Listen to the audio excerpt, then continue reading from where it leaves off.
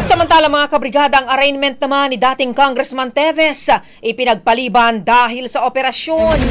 Ang dating kongresista posibleng makalabas na ng ospital ngayong araw.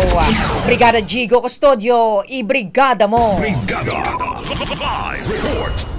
Naantala ang nakatakdang arraignment ng dating kongresista na si Arnolfo Teves Jr. sa isa sa mga kasong pagpatay na kinakaharap niya sa Manila Regional Trial Court Branch 12. Ayon sa kanyang abogado na si Attorney Ferdinand Topacio, humiling sila na ipagpaliban ang hearing dahil sumailalim si Teves sa appendectomy.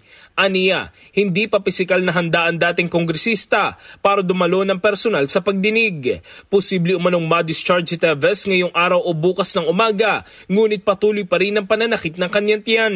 Si Teves ay nahaharap sa mga kasong murder, frustrated murder at attempted murder, kaugnay ng pagpaslang kay Negros Oriental Governor Roel Degamo at 10 iba pa noong 2023. May hiwalay din siyang kaso sa Maynila ukol sa iligal na pag-iingat ng mga baril at pampasabog.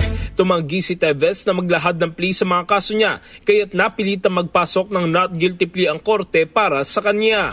Idineklara rin siya ng Anti-Terrorism Council bilang terorista, kasama ng iba pa dahil sa umano'y seri ng pamamaslang at pananakot sa Negros Oriental.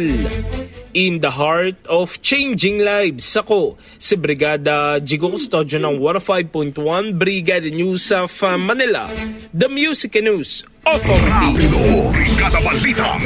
Ang bahaging ito ay hatid sa atin ng Guard C Plus with Zinc Capsule. Always protektado ang kalusugan.